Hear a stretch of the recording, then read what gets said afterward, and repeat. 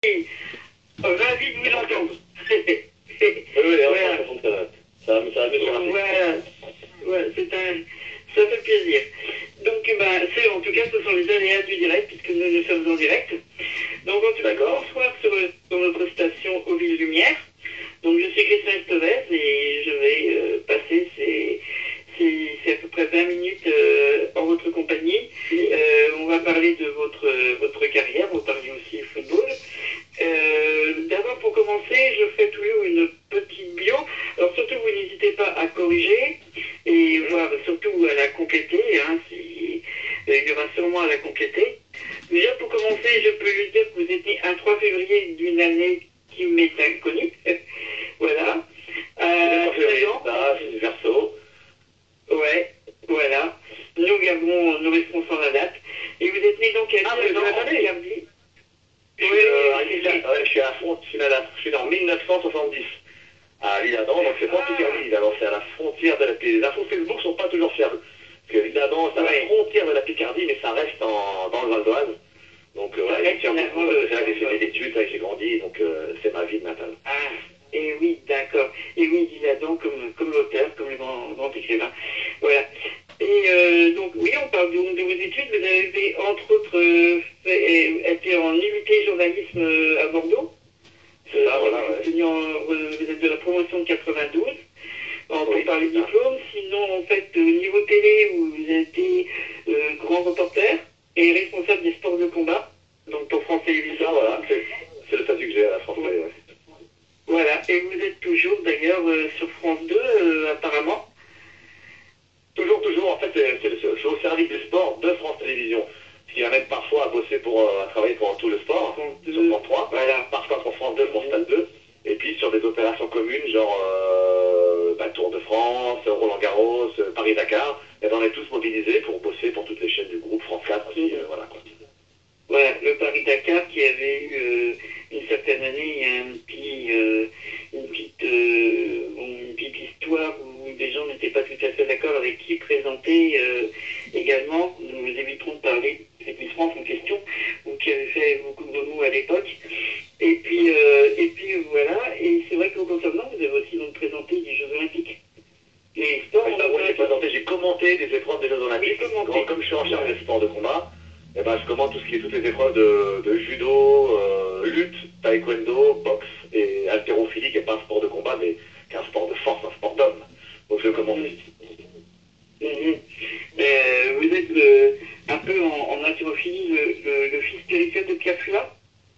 Le fils spirituel, je ne sais pas si je mérite ça, mais j'ai remplacé en tout cas poste pour poste Pierre Fula lorsqu'il est parti à la retraite en 2000. Il cherchait quelqu'un qui s'intéressait à ces sports, entre guillemets, toujours un peu à la marge, toujours un petit peu tourné un peu en dérision, des petits sports, un peu rustres, pas très connus. Mais moi j'ai adoré parce que je me suis proposé, et comme j'avais une affinité sport de combat, parce que j'ai fait beaucoup de judo et de la boxe, je me suis dit, moi je prends, ça m'intéresse évidemment, et je ne regrette pas parce que c'est toujours de belles aventures, et ce sont des gens des sports de combat qui sont accessibles, avec qui on partage beaucoup de choses, et qui ont souvent des choses à raconter, de belles histoires.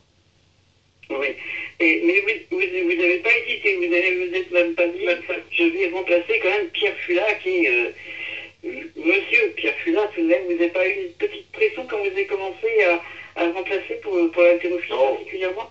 Non, parce que je l'ai remplacé à son poste, mais je n'ai pas remplacé Pierre Fula en tant que figure. Je faisais plusieurs choses en même temps, dont les sports, dont certains sports qui s'occupaient. Voilà. Surtout que j'ai remplacé Pierre Fula au sommet de sa gloire. C'est-à-dire que le sommet de la popularité de Pierre Fula, elle est intervenue en 98 aux Jeux Olympiques de Nagano. Oui, Nagano. Nagano, après, il prenait sa retraite. Voilà, il y avait même eu un disque quand je jouais en boîte de nuit, un remix de Pierre Fula ici à Nagano. Et donc il a pris sa retraite dans la foulée, mais je l'ai remplacé poste pour poste. Évidemment, je n'avais ni le talent, ni le métier, ni la notoriété pour remplacer vraiment Pierre Fula. Alors, quand on démarre journaliste, grand reporter, comment est-ce qu'on arrive en fait au sport de combat en tant que commentateur? Non, c'est simplement bien, quand on sort de l'école de journalisme, on ne choisit pas ce qu'on va faire, on cherche du travail, déjà. Donc moi j'adorais le sport, j'ai pas pendant les 6 premières années de mon cursus, enfin, de ma carrière, entre guillemets, j'ai jamais travaillé dans le sport. Je faisais des reportages à droite à gauche, j'ai bossé pour les JT, j'ai bossé pour plusieurs chaînes, même 6, Canal+, toujours pour de l'actualité ou du magazine. Et puis un jour, il y a eu des places qui se sont libérées au service des sports de France Télévisions, j'ai postulé et j'ai été pris. Voilà, c'est qu'à partir de là que j'ai pu assouvir vraiment ma passion du sport, mais donc au début on cherchait vraiment à bosser, quoi. Et à l'époque où j'ai commencé, malheureusement, ou heureusement, hein, ça dépend, on n'avait pas toutes ces chaînes câblées, toutes ces chaînes internet, toutes ces chaînes, vraiment on avait que des chaînes hertziennes, quoi. Donc il fallait travailler, le seul réseau où on pouvait bosser en tant que jeune, c'était sur France 3. Et on bossait en région. Alors j'avais une semaine de contrat à France 3 Limoges, une semaine de France 3 à France 3 Amiens, à Lille, à Nevers. Et on faisait tout. On faisait la politique, on faisait l'économique, on faisait le social, on faisait un peu de sport aussi. C'était hyper formateur. Et puis le jour où la place s'est libérée au service des sports, là j'ai accompli ce dont je rêvais depuis toujours, travailler pour une grande chaîne dans un milieu que j'adore, qui est celui du sport. Et avec cet amour particulier, cette volonté particulière de faire du sport de combat? Ah oui, non, à la base, déjà ça n'intéressait pas grand monde. Donc j'ai tant mieux, je marche sur des plates-bandes de personnes. Voilà. Et moi, j'ai fait beaucoup de judo étant jeune. Voilà, mon père était président d'un club de judo, après mon frère est entraîneur de boxe. Donc j'ai baigné dans les sports de combat depuis toujours, depuis que je suis petit. Donc j'ai vraiment une affinité particulière vers ces sports-là et vers ces sportifs-là. Et puis naturellement, comme personne n'était intéressé pour suivre ces sports-là, je ne sais pas, moi, évidemment, je suis volontaire pour les suivre. Surtout que ce sont des sports où les Français, généralement, traditionnellement, ont de bons résultats. On a toujours été très bons en judo, ça a été cyclique en boxe, on a toujours sorti des champions de boxe. Donc je savais que j'allais avoir du boulot pendant les 30 prochaines années de ma vie, quoi. Oui, et des champions de boxe qui ne sont toujours pas bien récompensés depuis quelques Olympiades, ou même chose en taekwondo. Quel est votre avis? Est-ce que vous pensez vraiment qu'il y aurait une volonté de nuire à la France en sport de combat, pas seulement en boxe et taekwondo, ou alors c'est simplement de la malchance? Non, il n'y a pas la volonté de nuire à la France. Il y a la volonté d'avantager les pays qui financent la fédération internationale. C'est le cas en boxe. J'ai fait un reportage il y a 1 an et demi après les Jeux de Londres où on a montré ça. La BBC aussi a fait un reportage, la télé anglaise, en montrant qu'il y avait des cas de corruption dans la boxe aux Jeux Olympiques. C'est-à-dire que la Fédération internationale de boxe a besoin d'argent pour être financée. Et donc il y a des pays qui ont la forte tradition de sport de combat, comme les pays émergents, Kazakhstan, Azerbaïdjan, qui ont beaucoup d'argent. Voilà, par le pétrole, par le gaz naturel. Et ces pays financent la fédération, ils ont droit, ils font des dons, c'est des mécènes, voilà, et ça coûte millions de dollars. Et bien, lorsque un représentant d'un de ces pays-là se retrouve sur le ring, et ben, on a forcément tendance à dire là, aux arbitres, bon, celui-là, vous faites gagner, parce que voilà. Alors, tant que la France rencontre pas un gars de ces pays-là, ben, ça se joue normalement. Et dès qu'on rencontre, c'était le cas de Bastille au Jeux de Londres, dès qu'il rencontre un Ukrainien, allez, merci, au revoir, ou dès qu'Ali Oubali rencontrait un Néerlandais, parce que les anglo-saxons ont été très, très avantagés aux Jeux Olympiques de Londres, dans tous les sports, oui, surtout en boxe. Voilà. Et ben voilà, et comment la boxe c'est facile de tricher, puisque c'est pas un sport de chronomètre. C'est un sport qui est partial. C'est le juge peut faire gagner qui veut. Donc il suffit que le juge soit orienté, et puis il fait gagner qui veut. Donc c'est terrible parce que la France n'a pas d'argent. C'est terrible en même temps, heureusement, pour influencer les juges. Et ça, je tiens toutes ces histoires par l'ancien président de la Fédération française de boxe, qui était lui-même vice-président de la Fédération internationale et qui m'a dénoncé, m'a raconté tout le système aux Jeux Olympiques de Londres après que les Français soient fait voler, où il était désolé, il expliquait tout ça, qu'il ne pouvait rien faire, parce que le système était comme ça. Quoi. Et après on a découvert. Alors ça devrait changer à Rio, puisque même si officiellement ils ont fait comme si de rien n'était, malgré les reportages qu'il y a eu, malgré les mauvaises retombées, toutes les plaintes qu'il y a eu, il y a eu quoi, plus de 30 boxeurs à Londres qui ont décidé de porter réclamation, ça n'a pas abouti évidemment, mais bon, ça c'est rendu jusqu'aux oreilles du CIO et ils sont tous tirés discrètement l'oreille, et donc au niveau de la Fédération internationale de boxe, ils ont décidé de changer les règles, de changer le mode d'arbitrage, ils ont enlevé les casques.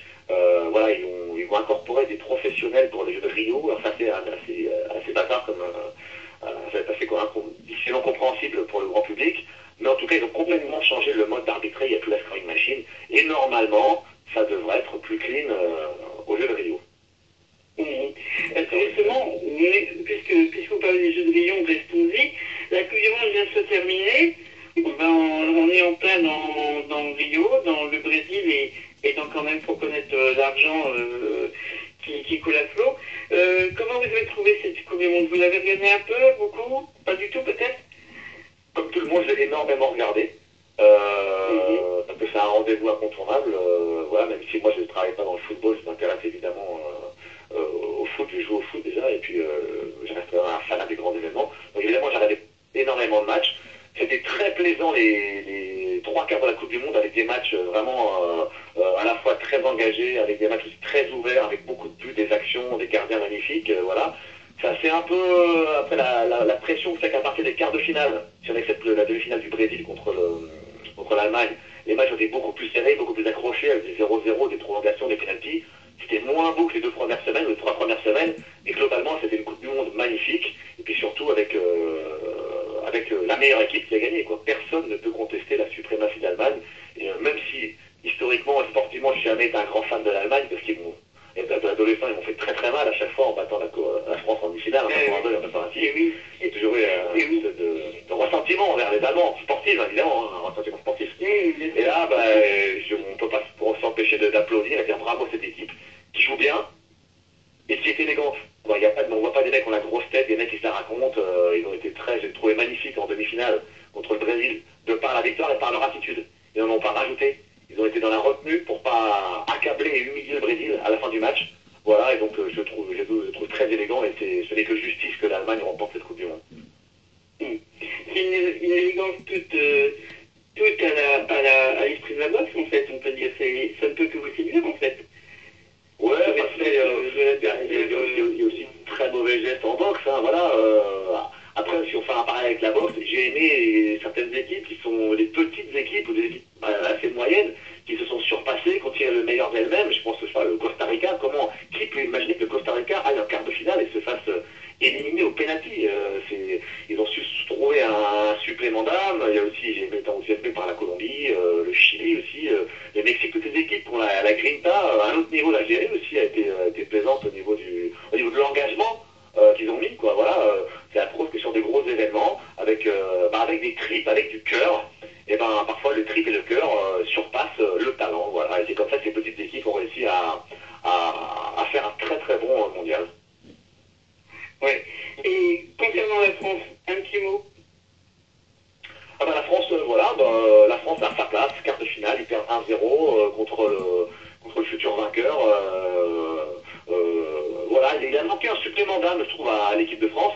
J'aurais aimé qu'ils aient la grinta, la niade des Chiliens, des Mexicains ou des Costaricains pour essayer de revenir sur l'Allemagne.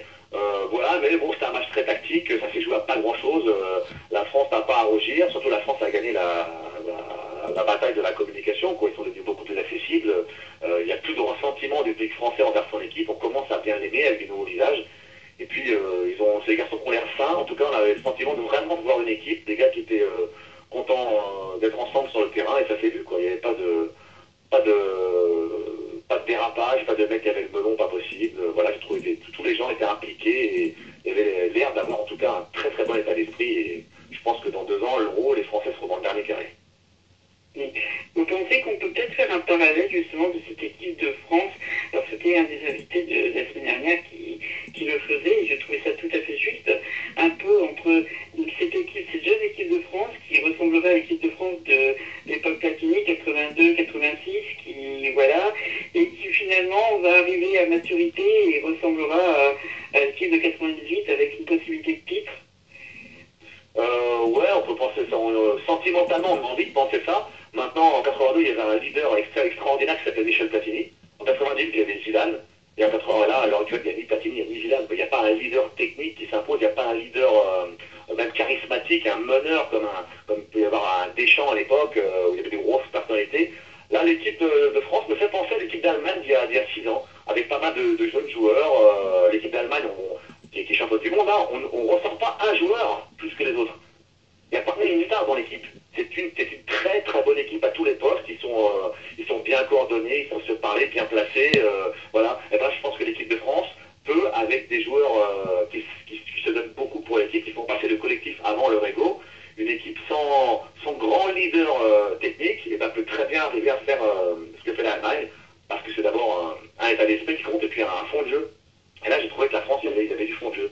Et j'étais très surpris et agréablement surpris par des gars comme Antoine Griezmann. J'ai découvert ce garçon, vraiment, c'est très très bon gars, quoi. Pogba aussi qui s'est révélé. Non, non, il y a de l'avenir, mais il n'y a pas de grand leader dans cette équipe. Et l'Allemagne a prouvé, tout comme l'Espagne d'ailleurs il y a 4 ans, qu'il ne fallait pas forcément une figure tutélaire énorme comme Cristiano Ronaldo de Messi pour remporter une Coupe du Monde, quoi. Parce que toutes les têtes d'affiche du football mondial ont été inexistantes sur cette Coupe du Monde. Ronaldo inexistant, Messi c'était le fantôme du Messi de Barcelone, les Rooney, les Van Persie, ils n'ont pas existé. Étonnant quand même. Et puis, sans oublier en fait une grande absence de la Coupe du Monde, qui était Ibrahimovic, parce que non qualifié carrément, donc voilà. Et ce qui m'amène en fait au PSG, parce que c'est vrai que ce que vous dites, c'est bon, là au PSG, il y a une équipe de PlayStation, comme je dis toujours, voilà, un peu comme c'était ce qu'on disait du Real il y a un peu plus de 10 ans, qui est présente. Il y a des très grands noms, il y a des gros recrutements. Vous pensez que ces très gros recrutements, ces très grands joueurs qui arrivent, peuvent vraiment permettre au PSG d'aller vers un titre européen? Parce que vers un titre national, on s'en doute quand même, peut-être un peu accroché par Monaco, mais vraiment l'européen? Alors le titre de champion de Ligue 1, c'est le minimum qu'ils puissent faire, hein. C'est vraiment le minimum. Genre un doublé par an avec l'équipe qu'ils ont, ne peut pas faire moins. Maintenant, on les attend vraiment sur niveau Ligue des Champions, quoi, voilà. Et avec l'équipe qu'ils ont, évidemment, ils ont le potentiel pour remporter cette Ligue des Champions. Après, il faut savoir, encore une fois, avoir ce petit supplément d'âme, ne pas se mettre la pression. Ils ont perdu contre Chelsea, qui était une équipe moins forte. Voilà, et puis il y a des entraîneurs surprenants qui arrivent à tirer le maximum d'une équipe correcte, honnête. C'est ce qu'on a vu de l'Atlético Madrid. Qui aurait misé 1 euro sur l'Atlético Madrid, champion d'Espagne et finaliste avec les champions, qui perd seulement en prolongation? Personne. C'est la preuve que voilà, faut pas forcément des noms pour faire une équipe. Voilà. Et là, les équipes qu'on a, franchement, je dis bon parce que étant parisien et habitant à côté du parc, je m'identifie toujours à l'équipe qui gagne. Mais je vois pas comment ils n'iront pas dans le dernier carré, à moins que ça soit vraiment pas assez fort psychologiquement. Ils ont été un peu fragiles, je trouvais, à Chelsea. Mais ils ne sont pas à l'abri d'une nouvelle mésaventure comme ça, mais là, ça a l'air de plus en plus costaud, quoi. Et comme vous avez dit justement au match, il y a des chances que l'on vous voit souvent dans les tribunes pour la saison qui va venir, pour les matchs, même si il semblerait que pratiquement toutes les équipes que rencontrera le PSG sont déjà presque vouées à l'échec. Alors heureusement que toutes les équipes ne sont pas vouées à l'échec, sur le papier elles sont vouées à l'échec, mais il y aura toujours un Stade de Reims, il y aura toujours un Evian Tonon qui viendra perturber la machine de Paris, parce que les grands joueurs marchent souvent à la motivation, et quand ils sortent un gros match de Ligue des Champions, derrière le championnat, le retour à l'ordinaire est parfois difficile, donc voilà, c'est pas toujours flamboyant ce qu'il y a à Paris. Non, je vais souvent en tribune, je vais voir beaucoup de matchs à Paris, mais je vous me verrai pas en tribune de presse, parce que moi je paye ma place, et j'y vais avec mes enfants. Voilà. Mes deux filles sont en face de Paris, donc on se met en tribune kids, voilà, et on partage ce moment ensemble, voilà, quoi. Donc je peux évidemment pas aller là-dedans en tribune de presse, ils seraient déplacés d'amener des enfants en tribune de presse, c'est pas leur place. Moi, je peux pas, même avec ma carte de presse, je ne peux pas aller en tribune autre que la presse, donc bon, du coup je paye la place et je vais avec eux, avec des copains, et on partage un bon moment familial en supportant Paris Saint-Germain. On sent en fait, quand vous dites ça, on sent l'amour du sport et voilà, pas le sport de business, pas le sport fric, mais le sport lui-même, en fait, le véritable esprit de ce qu'est quand même le football, quand même, malgré l'image qu'on va en avoir, et aussi, finalement, on comprend que vous soyez dans le sport de combat, puisque c'est aussi cet esprit du sport, cet esprit pas de maturité, pas d'avantage et de passe droit. Je trouve ça, franchement, je le dis parce que je trouve ça quand même extraordinaire, parce que c'est pas si souvent le cas, en fait, à notre époque. Donc, voilà, vous vivez toujours, en fait, ce rapport sport, vie privée, en fait, toujours le lien. C'est toujours, en fait, un mode de vie, même un peu chez vous? Ah, mais moi, c'est un mode de vie. Moi, je ne peux pas vivre sans le sport. J'ai un titre personnel, je fais beaucoup de sport personnellement. J'ai été éduqué dans une famille sportive, donc on a toujours évolué dans le sport. Ça accompagne toute ma vie, hein, mais même si sans faire une carrière pro dans quoi que ce soit, hein, voilà. Et ça éduque le sport. Le sport, ça donne des valeurs. Moi, mes enfants, je les emmène tout le temps. Il y a un terrain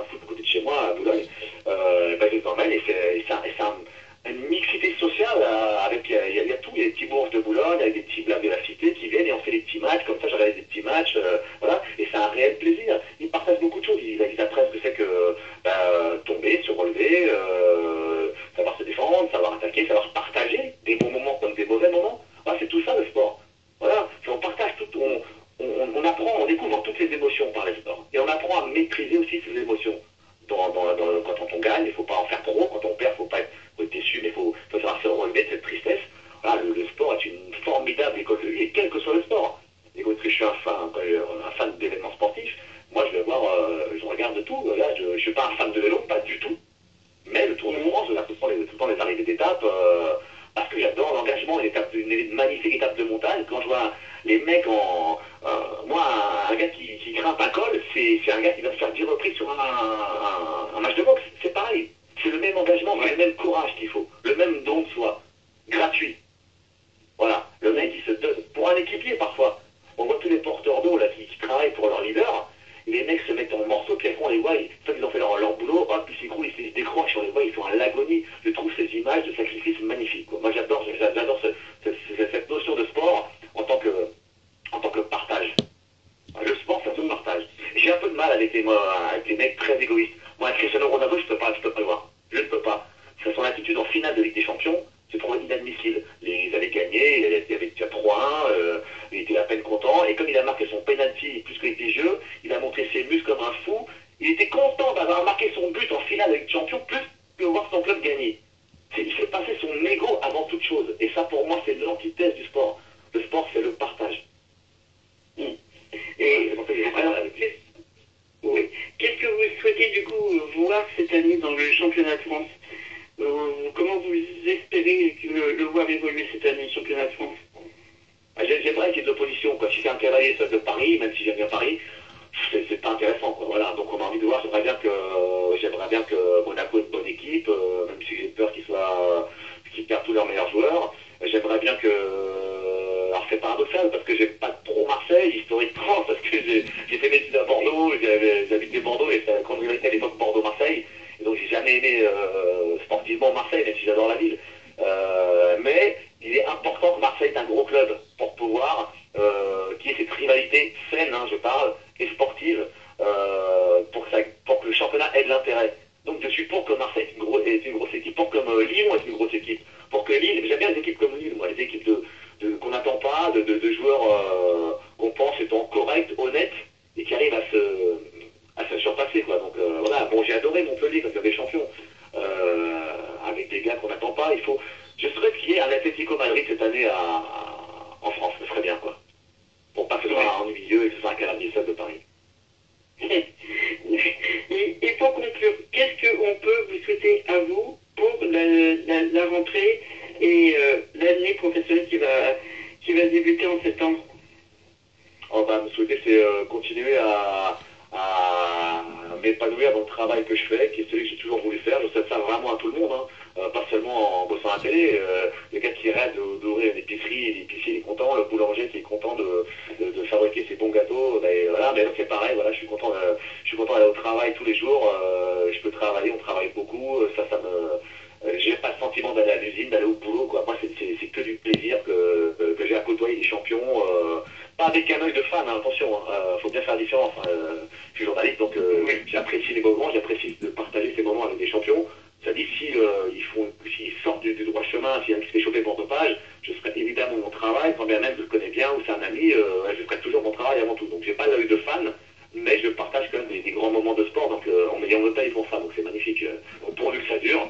Et j'aimerais maintenant juste un peu aussi faire un petit souhait, c'est qu'on expose un peu plus les sports dits moins importants, quoi. Je trouve que le foot est surexposé sur toutes les chaînes. Et moi, je pense qu'en tant que service public, on gagnerait, on s'honorerait à diffuser un peu plus de sports olympiques, au moins 1 ou 2 fois par an. Voilà, je pense que ça devrait être notre rôle. De la même manière que France Télévisions accompagne la culture en diffusant des pièces de théâtre, en diffusant des concerts classiques comme hier soir pour le 14 juillet, qui était magnifique. Et ben on gagnerait, on s'honorerait aussi à faire la même chose en sport, c'est-à-dire à mettre à l'antenne et à mettre en lumière certains sports qui sont moins connus, qui mériteraient d'avoir 1 ou 2 fois par an une fenêtre d'exposition. Eh bien écoutez, je ne peux qu'être d'accord avec vous, parce que personnellement, en tant que spécialiste du foot féminin, dont on n'aura pas le temps de parler, hélas, je pense pas, à cause du temps qui nous est imparti, mais peut-être une prochaine fois. En tout cas, en tant que spécialiste du foot féminin et grand amoureux du foot féminin, je trouve aussi qu'on devrait faire une place un peu plus à certains sports, et entre autres aux féminines dans le sport aussi, et dans les différents sports en fait. On est d'accord. En tout cas, Voilà, tout à fait, c'est magnifique et c'est très bien. Donc, Arnaud Romera, je vous remercie en tout cas pour le temps que vous nous avez accordé à Ville Lumière. Et puis, j'espère en tout cas à une autre fois, parce que finalement, c'est pas bien. On aura sûrement plein d'autres choses encore à se dire, à partager. Et puis, c'était un plaisir en tout cas de vous entendre et de vous recevoir sur notre station. C'est un plaisir partagé. À bientôt. Je vous remercie. Au revoir. Au revoir. Thank you.